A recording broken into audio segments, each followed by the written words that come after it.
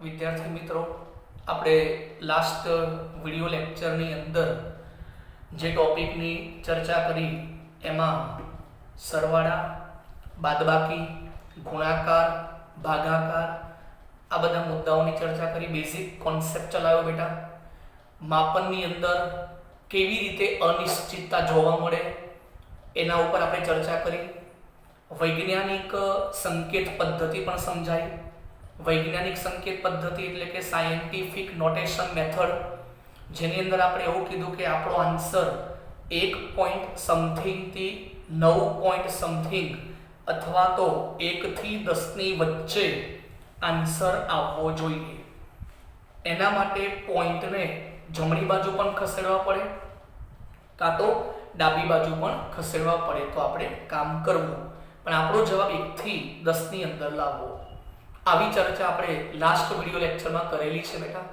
હવે આજના ટોપિકમાં આપણે જે ચર્ચા કરવાની છે ખૂબ જ સમજવા જેવો ટોપિક છે આજે બેટા.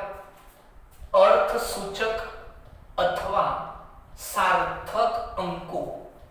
અર્થસૂચક અંગ્રેજીમાં કહેવાય સિગ્નિફિકન્ટ નંબર્સ. સિગ્નિફિકન્ટ બરાબર છે, નંબર્સ. અર્થસૂચક અથવા તો સાર્થક અંક એટલે શું? તો ટોપિકની શરૂઆત કરતા પહેલા એક ઉદાહરણ આપીને તમને સમજાવું કે ધારો કે તમે કોઈ પ્રયોગ કરો છો. પ્રયોગ કરશો એટલે એનું પરિણામ મળશે. તમે એક પ્રયોગ કરો છો, પ્રયોગ કર્યા પછી એ પ્રયોગનું પરિણામ મળશે, રિઝલ્ટ મળશે. હવે એ જે પ્રયોગ તમે કર્યો એ પ્રયોગનું એક્ઝેક્ટ મૂલ્ય મને પોતાને ખબર છે કે આ પ્રયોગનું ચોક્કસ મૂલ્ય આટલું આવવું જોઈએ. પછી એ પ્રયોગ હું વિદ્યાર્થીઓ જોડે કરાવું છું.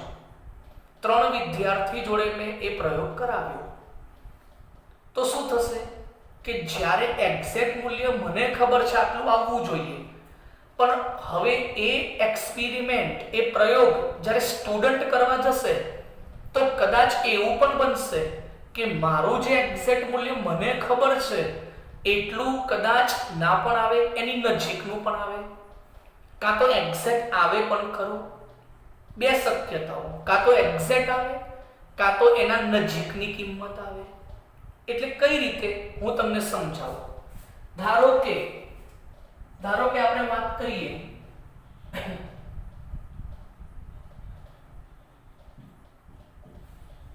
મેં એક એક્સપેરિમેન્ટ કર્યો છે અને એ એક્સપેરિમેન્ટમાં, એ પ્રયોગમાં મને કદ મળે છે ગણતરી કર્યા પછી 10.3 ml. આ પ્રયોગનું રિઝલ્ટ મળ્યું. હવે આ જ પ્રયોગ હું અલગ અલગ સ્ટુડન્ટ જોડે કરાવું છું તો શું થવાનું? તો અમુક સ્ટુડન્ટ હશે એ કદાચ પ્રયોગનું રિઝલ્ટ લઈને આવશે 10.2 ml પ્રયોગ કર્યા પછી. અમુક સ્ટુડન્ટ જવાબ લઈને આવશે 10.7 ml. અમુક સ્ટુડન્ટ જવાબ લઈને આવશે 10.3 ml. તો કહેવાનો મતલબ એક્ઝેક્ટ કિંમત 10.3 છે, પણ જુદા જુદા વિદ્યાર્થીઓ દ્વારા પ્રયોગ કરવામાં આવ્યો તો એમાં જવાબ જે મળ્યો એ જવાબમાં અનિશ્ચિતતા જોવા મળી થોડીક. તો આમાં 2 શબ્દો તમારે આવશે. આ ટોપિકને એક્સપ્લેન કરવા માટે, સમજવા માટે 2 શબ્દો તમારે સમજવા પડશે, ભણવા પડશે. એક આવશે પરિશુદ્ધતા અને બીજું આવશે ચોકસાઈ, એક્યુરેસી. પરિશુદ્ધતા અને ચોકસાઈ એટલે શું? તો પરિશુદ્ધતા કોને કહેવાય? તો જે એક્ઝેક્ટ વેલ્યુ હોય એની નજીકની કિંમત આવે, ક્લોઝનેસ. અંગ્રેજીમાં કહેવાય ક્લોઝનેસ. જે કિંમત તમે નક્કી કરી છે એની નજીકની કિંમત આવે તો એ શું કહેવાય? પરિશુદ્ધતા. જ્યારે એક્ઝેક્ટ કિંમત આવે, નક્કી કરેલી જ કિંમત આવે તો એને શું કહેવાય? એક્યુરેસી, ચોકસાઈ. જેમ કે 10.3 ની આ કિંમત કેવી છે? 10.2 નજીક છે. તો 10.2 આ 10.3 ની સાથે કેવી કહેવાય? પરિશુદ્ધ કહેવાય. પરિશુદ્ધ. કિંમત કેવી કહેવાય? ચોક્કસ. પણ આ તો જો કેટલો બધો તફાવત. આ નજીક પણ કહેવાય ના, આ ક્લોઝ કહેવાય ના. થોડી બેટા બહુ વેલ્યુ વધી ગઈ, 10.3 10 વચ્ચે ડિફરન્સ વધી ગયો ને, તો આ કિંમત પરિશુદ્ધ પણ નથી, ચોક્કસ પણ નથી. એટલે આ વિદ્યાર્થીએ જે પ્રયોગ કર્યો છે એમાં 100% કંઈક ના કંઈક ઉતાવળ કરી છે, કેમિકલ નાખવામાં કંઈક ના કંઈક જગ્યાએ ભૂલ કરી છે, કાં તો કેમિકલનું પ્રમાણ યોગ્ય નાખ્યું નહીં હોય ને તો આવું બન્યું હશે, આપણે એવું કહી શકાય. તો જો 10.3 10.2 તો એક્ઝેક્ટ વેલ્યુની નજીકની કિંમત છે, આ શું કહેવાય? પરિશુદ્ધ, ક્લોઝનેસ, પરિશુદ્ધ કહેવાય. આ એક્ઝેક્ટ આવે તો શું કહેવાય? ચોક્કસ, ચોકસાઈ. જ્યારે આ પરિશુદ્ધ પણ નથી અને ચોક્કસ પણ નથી. તો ક્લિયર? નક્કી કરેલા પરિણામની નજીકની કિંમત મળે, નજીકના મૂલ્યો મળે તો શું કહેવાય? પરિશુદ્ધ છે, પરિશુદ્ધ છે. અને એક્ઝેક્ટ જે નક્કી કરી છે એ જ કિંમત મળે તો શું કહેવાય? ચોક્કસ છે. એટલે બે શબ્દો આવશે, પરિશુદ્ધ અને ચોક્કસ. હું એક વાત કરું ફરીથી, જો બીજા ઉદાહરણ પુષ્કળ છે બેટા. જો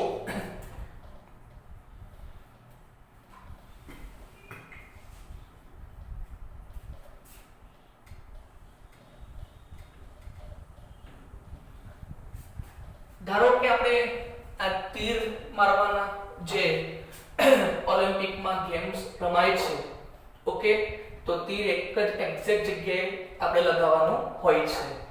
તો આ વિદ્યાર્થી A છે, આ વિદ્યાર્થી B છે, આ વિદ્યાર્થી C છે. હવે એક્ઝેક્ટ આપણું રિઝલ્ટ આ સેન્ટર છે, તીર અહીં લગાવવાનું છે. તો 3 તીરથી પ્રયોગ કરવામાં આવ્યો. વિદ્યાર્થી A જે છે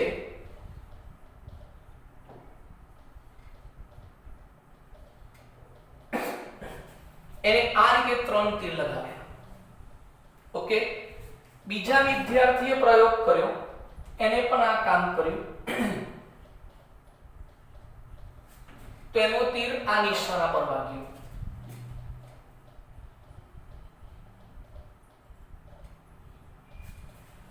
અને ત્રીજા વિદ્યાર્થીના જે તીર છે એ આ રીતે લગાવાયા. સમજો વાતને આખી. તો તમે જુઓ 3 વિદ્યાર્થીઓએ પ્રયોગ કર્યો. પહેલો વિદ્યાર્થી આવે જે તીર મારે છે, તો તમે 3 પ્રયોગના અવલોકનો જુઓ, પહેલું, બીજું, ત્રીજું, 3 પ્રયોગના પરિણામો જુઓ. 3 ટ્રાયલ આપે. કેટલા ટ્રાયલ? 3 ટ્રાયલ. એક્ઝેક્ટ જગ્યા અહીં હતી, સેન્ટરમાં પ્રયોગ, આપણો રિઝલ્ટ અહીં આવવાનું છે. આ બિલકુલ કમ્પ્લીટ એક્યુરેટ જગ્યા હતી, ચોક્કસ જગ્યા અહીં હતી. વિદ્યાર્થી A જે છે એનું નિશાન બિલકુલ એક્ઝેક્ટ જગ્યાએ વાગ્યું. એટલે વિદ્યાર્થી A કેવો કહેવાય? ચોક્કસ. અને 3 તીર જો એકબીજાની નજીકના છે, દેખો આ 1 2 3 નજીક છે, આ 1 2 3. તો વિદ્યાર્થી A પરિશુદ્ધ પણ કહેવાય અને ચોક્કસ પણ કહેવાય. એની કિંમત પરિશુદ્ધ પણ છે અને ચોકસાઈ પણ રાખી છે. એકબીજા નજીક છે અને સેન્ટર ઉપર જ વાગ્યું, બરાબર છે. બીજા વિદ્યાર્થી પ્રયોગ કર્યો, 3 તીર એને લગાવ્યા. એક્ઝેક્ટ લગાવવાના સેન્ટરમાં હતા, પણ એનો એક પણ તીર સેન્ટરમાં આવ્યો નહીં. એટલે વિદ્યાર્થી બી ચોક્કસ નથી, પણ એના 3 તીર જે લગાવ્યા એ એકબીજાની કેવા આવ્યા? નજીક લાગ્યા. તો એનો મતલબ નજીક લાગ્યા, એકબીજાની નજીક તીર જોવા મળે. દેખો 3 તીર એકબીજાની નજીક છે. તો આ શું કહેવાય? વિદ્યાર્થી બી પરિશુદ્ધ છે. એક્ઝેક્ટ જગ્યાએ નથી આવ્યું, તીર એક્ઝેક્ટ જગ્યાએ નથી આવ્યું, એટલે ચોક્કસ નથી. પણ જે 3 તીર આયા એ એકબીજાની ક્લોઝનેસ કહેવાય. ક્લોઝનેસ એટલે નજીકપણાનો સંબંધ એને બતાવ્યો, પણ એક્ઝેક્ટ નહીં. સમજણ પડે છે બેટા? જ્યારે ત્રીજો વિદ્યાર્થી દેખો, પહેલું તીર અહીં છે, બીજું અહીં છે, એક તો એક્ઝેક્ટ તો છે જ નહીં, અને 3 તીર અલગ અલગ જગ્યાએ છે. કોઈ નજીકપણાનો સંબંધ નથી, ક્લોઝનેસ નથી, એકબીજાની નજીક નથી લાગ્યા તીર. જુઓ તો વિદ્યાર્થી C પરિશુદ્ધ પણ નથી અને બેટા ચોક્કસ પણ નથી. સમજી ગયા ને કમ્પ્લીટ ઉદાહરણ પરથી? તો તમારા માટે આ એક્ઝામ્પલ આપ્યું કે જે તમામ વિદ્યાર્થીઓને આ ટોપિકની પૂરેપૂરી ખબર પડશે. તો ક્લિયર હવે? તો અર્થસૂચક અંક ભણતા પહેલા આપણે એ જાણવું પડશે કે પરિશુદ્ધ અને ચોક્કસ એટલે શું. તો પરિશુદ્ધ એટલે કે એકબીજાની ક્લોઝનેસ, પરિણામના નજીકનો સંબંધ બતાવે. પરિણામ જે છે એના નજીકની કિંમત મળે, નજીકની પાસેની, બહુ ડિફરન્સ ના હોય, તો એ કિંમતો એકબીજાની શું કહેવાય? પરિશુદ્ધ કહેવાય. પણ તમે જે પરિણામ લાવ્યા છો એ એક્ઝેક્ટ મળે, એક્ઝેક્ટ એ જ મળે, તો એને શું કહેવાય? ચોક્કસ કહેવાય. શું કહેવાય? ચોક્કસ કહેવાય. ઓકે, તો આઈ થિંક તમારા મગજમાં વાત ઉતરી ગઈ છે. હવે આપણે ટોપિકને સમજવાનો પ્રયત્ન કરીએ. તો બે શબ્દો તમારા મગજમાં ઉતરી ગયા બેટા, પરિશુદ્ધ શું છે અને ચોક્કસ શું છે, કોને કહેવાય. હવે આપણે લખી શકાય કે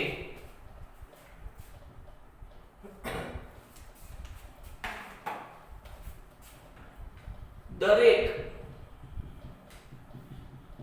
પ્રાયોગિક માપનમાં તેની સાથે કેટલાક પરિણામો અને સૈદ્ધાંતિક ગણતરીના મૂલ્યો સંકળાયેલા હોય છે, પરંતુ તેમાં ઘણીવાર અનિશ્ચિતતા જોવા મળે છે. પરિણામો હોય કાં તો ગણતરી કરી હોય, એનું મૂલ્ય આવ્યો, જવાબ આવ્યો હોય, તો એ જવાબ એના સાથે આપણું રિઝલ્ટ ચોક્કસ સંકળાયેલું જ હોય છે. પણ એ લાયેલો જવાબ અને જે એક્ઝેક્ટ વેલ્યુ હોય એ જવાબ, એમાં થોડી ઘણી અનિશ્ચિતતા જોવા મળતી હોય છે. અને એ અનિશ્ચિતતાને આપણે બે શબ્દો વડે સમજાવીશું. એક આવશે પરિશુદ્ધતા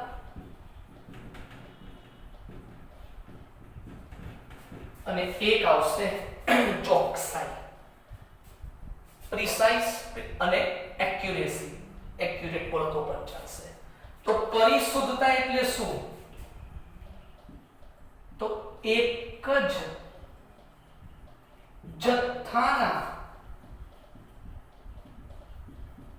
જુદા જુદા માપન વચ્ચે નજીકપણાનો સંબંધ. જથ્થો એક જ હોય, પરંતુ એના જે જવાબ આવશે એમાં ક્લોઝનેસ વધારે હોય. નજીકપણા એટલે ક્લોઝનેસ. જ્યારે ચોકસાઈ એટલે શું? તો જે નક્કી કરેલ પરિણામ હોય તે જ જવાબ મળે. અગાઉથી નક્કી કરેલું રિઝલ્ટ હોય અને એ જ રિઝલ્ટ મળે, એને શું કહેવાય બેટા? ચોકસાઈ. શું કહેવાય? ચોકસાઈ. ચલો હવે આપણે એક એક્સપેરિમેન્ટ કરીએ. દાખલા તરીકે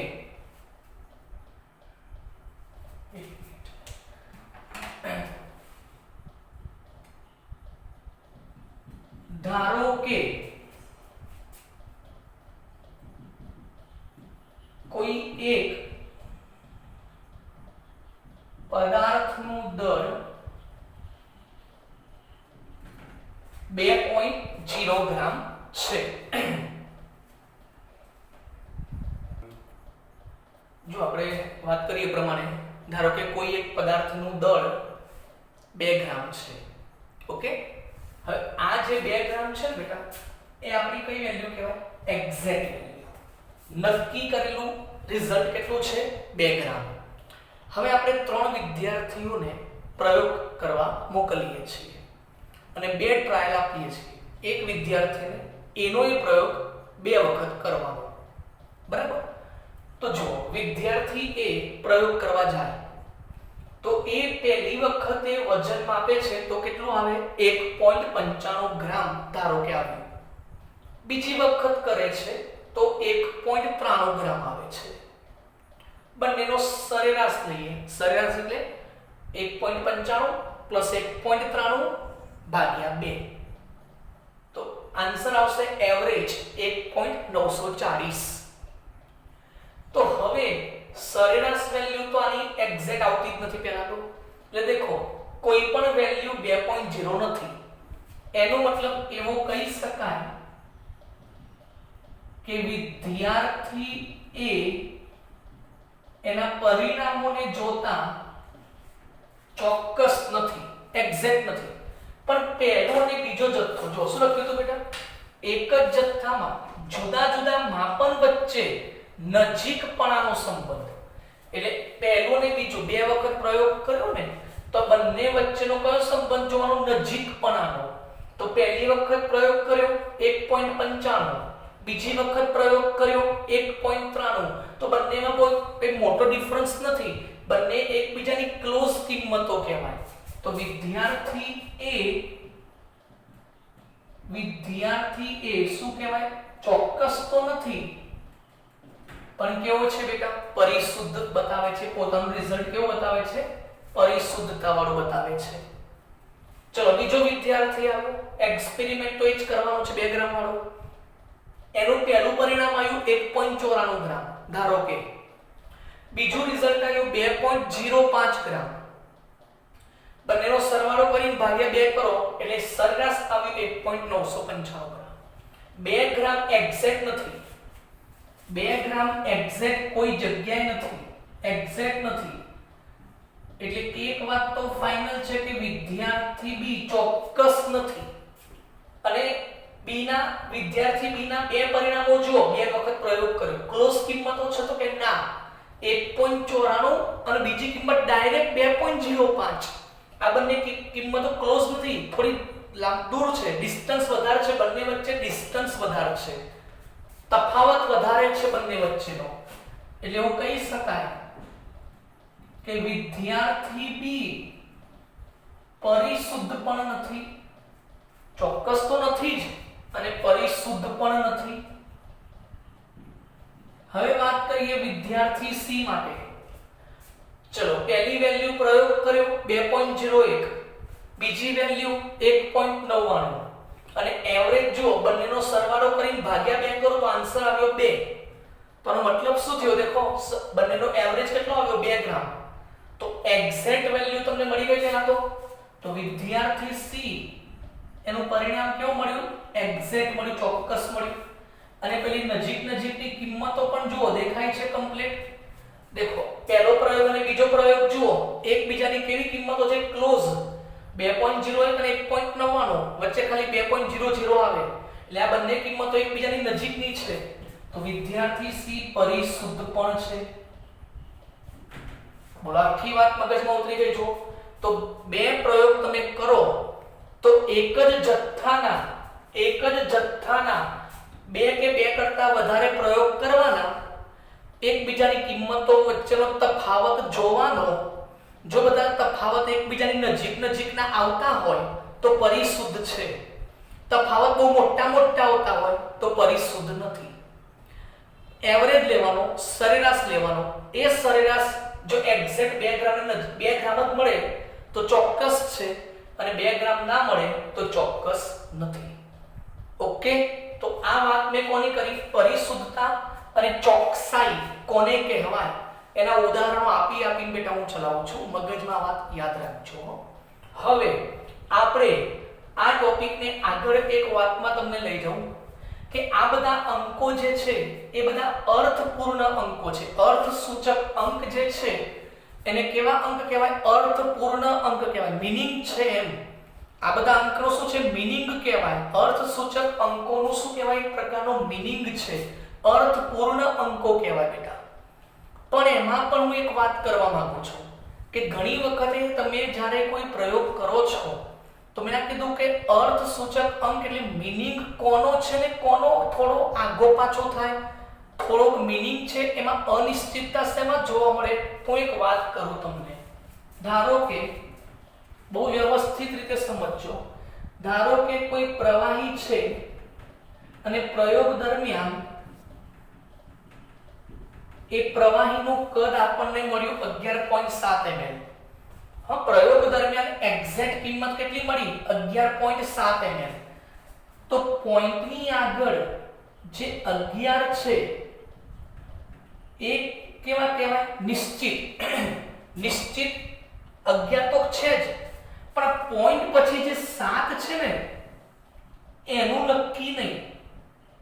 એમાં થોડો પ્લસ માઈનસ નો શું થાય? ડિફરન્સ આવી શકે. એટલે 11.6 આવે, 11.8 આવે. પ્રયોગ તમે કરો, આ એક્ઝેક્ટ વેલ્યુ આટલી આવી જોઈએ, બરાબર છે.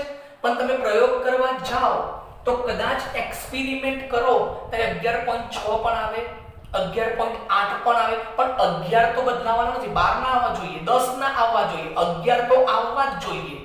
તો પ્રયોગનું કંઈક હકીકત સત્ય વસ્તુ નક્કી થાય. તો કેવળ 11 કેવા રહેવા જોઈએ? નિશ્ચિત. હા, 7માં થોડી પ્લસ ઓર માઈનસ ની અનિશ્ચિતતા આવે તો ચલાવી શકાય. કારણ કે આપણે જાણીએ છીએ એક્ઝેક્ટ વેલ્યુ માપવી સ્ટુડન્ટ માટે થોડી મુશ્કેલ છે, એટલે આપણે એમાં થોડી છૂટછાટ આપી શકાય. તો ધારો કે 11.7 એક્ઝેક્ટ લાવવાના છે, પણ ધારો કે આપણે એમાં પ્લસ ઓર માઈનસ ની થોડી 0.1 કાં તો પ્લસ 0.1 વધી જાય કાં તો 0.1 ઘટી જાય, તો આટલો આન્સર પણ તમે સ્વીકારી શકો. 11.7 માં 0.1 વધી જાય તો 11.8 પણ ચલાવી લેવાય, કાં તો 11.7 માં 0.1 ઘટી જાય તો 11.6 પણ ચલાવી લેવાય. તો જે આ અનિશ્ચિત જવાબ આવ્યો એ શેમાં આવ્યો? પોઈન્ટ પહેલા કે પોઈન્ટ પછી? તો પોઈન્ટ પછી. એટલે એનો મતલબ 11 તો કેવા રહે? બોલો 11 11 11 એ કેવા રહે બેટા? નિશ્ચિત. પણ પોઈન્ટ પછી પ્લસ ઓર માઈનસ ની થોડીક ઉણપ હોય 0.1 જેટલી તો પણ આપણે એક્સેપ્ટ કરી શકાય. કારણ કે આપણે જાણીએ છીએ કે એક્ઝેક્ટ વેલ્યુ વિદ્યાર્થીઓ દ્વારા મેળવવી એમાં થોડીક એરર હોઈ શકે છે. તો આટલી થોડી છૂટછાટ આપવી હોય તો આપણે આપી શકાય. પણ શેમાં? પોઈન્ટ પહેલા કે પોઈન્ટ પછી? તો પોઈન્ટ પછી. દશાંશ સ્થળ, દશાંશ ચિહ્ન પછી પ્લસ ઓર માઈનસ 0.1 ની થોડીક અનિશ્ચિતતા હોય તો સ્વીકારી શકાય. ક્લિયર? આ બધું સમજવા જેવી આપણે એક્સપેરિમેન્ટ વાતો છે બેટા, સમજવાની વાતો છે. તો હવે આપણે એ વાત કરીએ કે અર્થ સૂચક અંક નક્કી કરવા માટે શું નિયમો છે? પ્રોપર રૂલ્સ કયા? ધારો કે હું એમ કહું કે ભાઈ અંક એટલે તમને ખબર છે 235, તો 235 એ શું કહેવાય? અંક ના કહેવાય. 235 એ શું કહેવાય? સંખ્યા કહેવાય. અંક કેટલા કહેવાય? એકમનો અંક, દશક, 100. તો આ કેટલા અંક કહેવાય? 3 અંકની સંખ્યા. તો આપણે અંક ગણવાના છે અને એવા અંકના મીનિંગ હોવા જોઈએ. એટલે આને શું કહેવાય? અર્થસૂચક અંક. સિગ્નિફિકન્ટ નંબર્સ અથવા સિગ્નિફિકન્ટ ફિગર્સ. યાદ રાખજો. તો આ અર્થસૂચક અંક કેવી રીતે ગણવા, કેવી રીતે નક્કી કરવા, એના માટે ચોક્કસ રૂલ્સ છે, ચોક્કસ નિયમો છે. એ નિયમો હું તમને ચલાવું છું, તો બિલકુલ શાંતિથી ધ્યાન રાખજો. ઓકે, જોયો એટલામાં.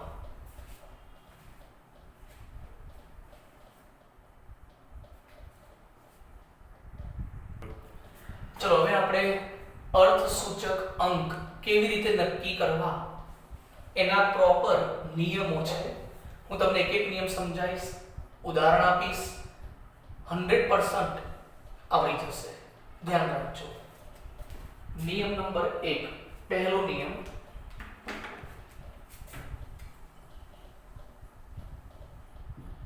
શૂન્ય સિવાયના બધા જ અંકોને અર્થસૂચક અંક ગણવામાં આવે છે. શું લખ્યું બેટા? શૂન્ય સિવાયના બધા જ અંકોને અર્થસૂચક અંક ગણવામાં આવે છે. દાખલા તરીકે શૂન્ય સિવાયના એટલે ખબર પડી 1 થી 9 બધા શૂન્ય નહીં 2 3 4 એટલે સંખ્યા કેટલી 234 પણ આ અર્થસૂચક અંક કેટલા તો કોઈ શૂન્ય નથી તો 1 2 3 તો 3 એ શું કહેવાય અર્થસૂચક અંક. સંખ્યાથી પૂછી અર્થસૂચક અંક કેટલા તો કે 3 2345 તો અર્થસૂચક અંક કેટલા 1 2 3 4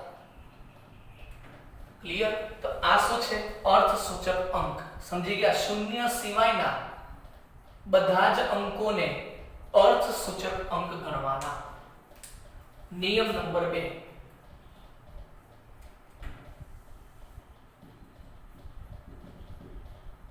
દશાંશ ચિહ્ન પહેલા એટલે દશાંશ છે એટલે ખબર પોઈન્ટ દશાંશ ચિહ્ન પહેલા અને સંખ્યાના પહેલા શૂન્ય આવે તો તેને અર્થસૂચક અંક ગણવામાં આવતા નથી.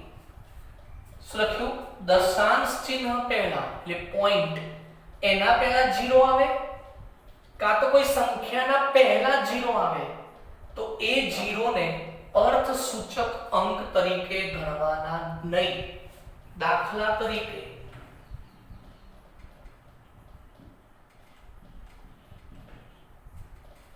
શું લખ્યું 0245 તો આમાં અર્થસૂચક અંક કેટલા તો મેં શું કીધું સંખ્યાના પહેલા 0 આવે પહેલા તો આ 0 અર્થસૂચક અંક ના ગણાય તો 1 2 અને 3 અર્થસૂચક અંક. ઓકે 0.0245 તો મેં શું કીધું પોઈન્ટની પહેલા 0 આવે તો પણ અર્થસૂચક અંક નહીં ગણવાનો અને સંખ્યાની પહેલા આવે તો પણ નહીં ગણવાનો. તો 1 2 3 ઓકે.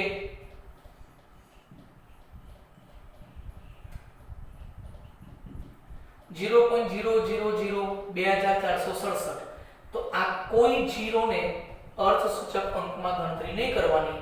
પોઈન્ટ પહેલા અને સંખ્યા પહેલા કોઈ 0 અર્થસૂચક અંકમાં નહીં ગણાય. 1 2 3 4 તો અર્થસૂચક અંક કેટલા આવશે 4. ઓકે આ નિયમો છે બહુ ઈઝી છે. ત્રીજા નંબરનો નિયમ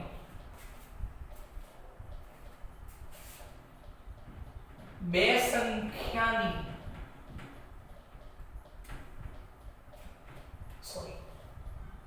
બે અંકની વચ્ચે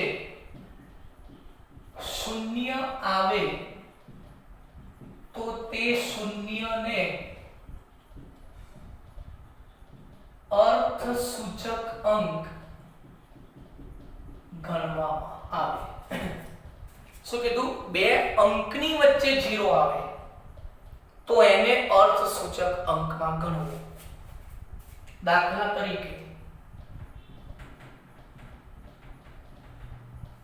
2008 તો બે અંકની વચ્ચે 0 આયા તો 1 2 3 4 તો આ 0 ને અર્થસૂચક અંકમાં ગણવાના.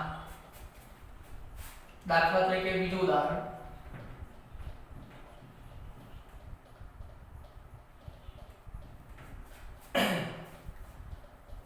0.00209 તો મેં શું કીધું પોઈન્ટની પહેલા 0 અર્થસૂચક અંકમાં નહીં ગણવાનો. સંખ્યાની પહેલા 0 ના ગણાય એટલે આ 3 0 તો ના જ ગણાય પણ બે અંકની વચ્ચે 0 આવે તો ગણવાનો. તો 1 2 3 ઓકે. તો આ શું કહેવાય અર્થસૂચક અંક. કમ્પ્લીટ હવે ખબર પડી ગઈ. આ બધા નિયમો શૂન્યને ધ્યાનમાં રાખજો. આગળના 0 ને નહીં ગણવાના. બે અંકની વચ્ચે 0 આવે તો ગણતરી કરવાની 0 ની. ત્યાર પછી ચોથો નિયમ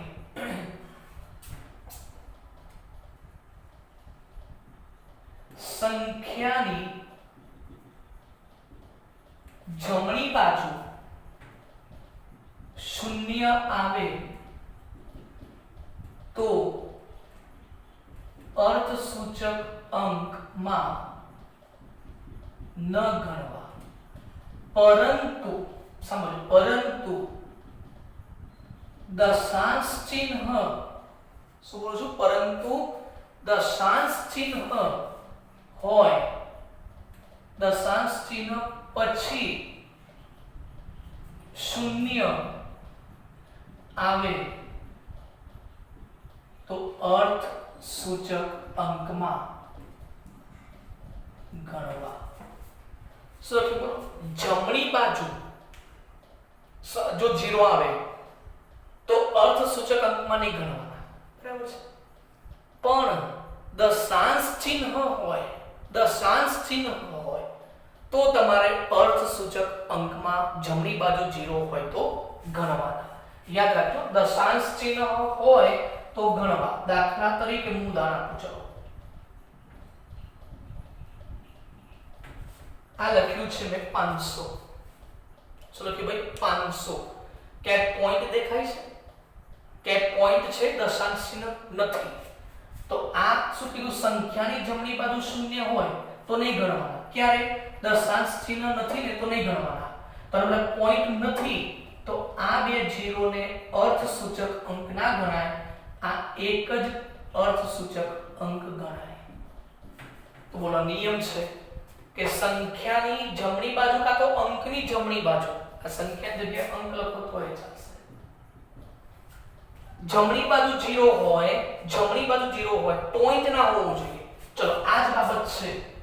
ચલો બસ આ રીતે લખી 500 નહીં, હવે શું લખ્યા? 5.00. તો પોઈન્ટ પછી બે 0 છે તો દેખો દશાંશ ચિહ્ન પછી શૂન્ય હોય ને તો પછી તમારે આ શૂન્યને ગણતરીમાં લેવા પડે. Okay, clear? આ રીતે હોય. ચલો 0.200 તો પોઈન્ટ આવી ગયો ને, પોઈન્ટ આવી જાય એટલે પાછળના 0 ને કેલ્ક્યુલેશન કરવા, ગણતરીમાં લેવા. આગળના 0 તો નથી લેવાના, પણ પોઈન્ટ આવી જાય તો પાછળના 0 પણ ગણવાના. સમજી ગયા? ચલો હું તમને પૂછું ભાઈ, 5000, ચલો 50000 લખી નાખ્યા, 50000. બોલો કેટલા અર્થસૂચક અંક? બોલો કોઈ પોઈન્ટ છે? ના. તો પછી આ એક પણ ના ગણાય, એક જ, ખાલી 5. બરાબર છે? ચલો 0.00 25,000, 0.0025,000. તો આગળના 3 તો નહીં જ ગણવાના, તો આ પોઈન્ટ આવ્યો ને એટલે આ ગણવાના 1 2 3 4 ને 5.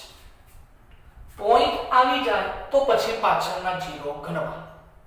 Okay, clear? બહુ ખ્યાલ રાખજો, દશાંશ ચિહ્ન આવે ને તો પાછળના 0 ગણવા, દશાંશ ચિહ્ન આવે તો પાછળના 0 ગણવાના. બે અંકની વચ્ચે 0 હોય તો પણ ગણવાના, પણ સંખ્યાની પહેલા 0 હોય, આગળ 0 હોય તો ગણવાના નહીં, આગળ 0 ગણવાના નહીં. કમ્પ્લીટ? ભૂલ ના કરતા બેટા, બહુ ઇમ્પોર્ટન્સ છે આ બધું. અને ત્યાર પછી છેલ્લો નિયમ, 5મા નંબરનો નિયમ, ચોક્કસ અંક ને અનંત અર્થસૂચક અંકો છે. શું લખ્યું બેટા? ચોક્કસ અંક ને, ચોક્કસ એટલે પોઈન્ટ કશું એકદમ ફિક્સ કિંમત હોય. ધારો કે હું એમ કહું, દાખલા તરીકે 2 દડા, તો દડા 2 ફિક્સ જ હોય, 2.2 દડા ના આવે, 2.5 દડા ના આવે. દડા એટલે પછી 1 હોય, 2 હોય, 3 હોય, 4 હોય, પૂર્ણાંક સંખ્યા ફિક્સ જ હોય. એ કહેવાય કે ચોક્કસ કહેવાય. 2.1 દડો આવે નહીં, 2.2 ના આવે, 2 એટલે 2 જ. તો ચોક્કસ અંક હોય 2 દડા, 2 પછી પોઈન્ટ તમે ગમે એટલા 0 0 0 0 0 પોતાની જાતે મૂકી શકો. તો 2.1 પણ ક્યારે નહીં આવે? 2.2 પણ ક્યારે નહીં આવે? 2 એટલે 2 જ. ઓકે, તો પોઈન્ટ પછી તો ઘણા બધા ઝીરો લખી શકાય. તો 1 2 3 4 5 તો કેટલા? તમારો અર્થસૂચક અંક આવશે અનંત. તો જ્યારે ચોક્કસ વસ્તુ હોય, બરાબર, એના અંક ચોક્કસ હોય, ફિક્સ હોય, એમાં પોઈન્ટ 1 વધારે પણ નહીં અને પોઈન્ટ 1 ઓછું પણ ના બને, શક્ય જ ના હોય. પોઈન્ટ 1 વધે પણ નહીં, પોઈન્ટ 1 ઘટે પણ નહીં. તો એવા સમયે અર્થસૂચક અંક એના કેવા હોય? અનંત. કારણ કે તમે પાછળ ગમે એટલા 0 0 મૂકો કોઈ ફરક પડશે નહીં. મતલબ કે એમાં વધશે પણ નહીં અને ઘટશે પણ નહીં. પણ પોઈન્ટ પછીના 0 મેં ગણવાની કીધા હતા બેટા, તો પોઈન્ટ પછીના 0 ગણવાના એટલે આ તો કેટલા હોય? અસંખ્ય. અસંખ્ય એટલે અનંત. બરાબર છે. દાખલા તરીકે હું કહું 20 ઈંડા, તો 20 ઈંડા કેવા કહેવાય? નિશ્ચિત, ચોક્કસ કહેવાય. તો 20.000000 ગમે તેમ. બરાબર છે. તો બોલો આ 20 ઈંડા, એમાં અર્થસૂચક અંક શું આવશે? અનંત. તો 20 ઈંડા, બોલો અર્થસૂચક અંક અનંત. કેમ? ઈંડા ચોક્કસ વસ્તુ, ફિક્સ છે. એમાં 20.2 20.3 એવું ના હોય બેટા. તો ટૂંકમાં ચોક્કસ અંક દેખાય તો અર્થસૂચક અંક શું લખવાનો? અનંત. બોલો ફરીથી, બે અંકની વચ્ચે 0 આવે તો અર્થસૂચક અંકમાં 0 ગણવાના. પોઈન્ટની પહેલા 0 આવે કે સંખ્યાની પહેલા 0 આવે, 0 ગણવાના નહીં. પોઈન્ટ આપેલો ના હોય અને પાછળ 0 આવે, 5000 6000, તો 5000 માં પાછળના 3 0 નહીં ગણવાના. બરાબર. પણ એમ પૂછાય 5000.00, પોઈન્ટ આવી જાય ને તો 0 ગણી નાખવાના. ઓકે, બહુ સિમ્પલ છે બેટા, ધ્યાન રાખો. અને છેલ્લે એક વાત એ પણ કહી દઉં કે અહીં ઉપર લખું છું બેટા, 10 ની જે ઘાત હોય ને, 10 ની ઘાત, 1 ઘાત 2 ઘાત જે હોય એને અર્થસૂચક અંકમાં ગણવી નહીં. શું લખ્યું? 10 ની 1 ઘાત 2 ઘાત 3 ઘાત જે હોય એને અર્થસૂચક અંકમાં ના ગણવી. દાખલા તરીકે ચલો શું લખ્યું મેં? 2.05 ગુણ્યા 10 નો વર્ગ. તો બોલો આમાં અર્થસૂચક અંક કેટલા?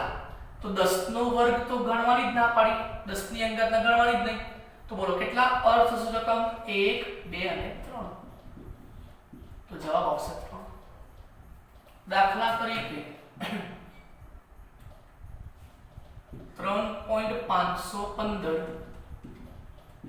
ગુણ્યા 10 ની -3 ઘાત. તો 10 ની -3 ઘાત, 10 ની અંગાત ને અર્થસૂચક અંકમાં નહીં ગણવાની. તો 1 2 3 અને 4. તો અર્થસૂચક અંક કેટલા આવશે? 4. તો ટૂંકમાં 10 ની જે ઘાત હોય એને અર્થસૂચક અંકમાં ગણવી નહીં. ઓકે, ફાઇનલ બેટા. તો અર્થસૂચક અંકના નિયમો આવડી ગયા. પરિશુદ્ધતા, ચોકસાઈ શું છે એની પણ વાત કરી. બહુ ઈઝી ટોપિક છે, ઇન્ટરેસ્ટિંગ છે, બધું બેઝિક કેમિસ્ટ્રી છે. બધું આ શીખવું જ પડે તો જ આપણે કેમિસ્ટ્રીમાં આગળ જતા કામ સારું કરી શકાય. તો આપણે આજે અહીં સુધી લેક્ચર રાખીએ છીએ. નેક્સ્ટ વિડિયો લેક્ચરમાં મળીશું. Thank you.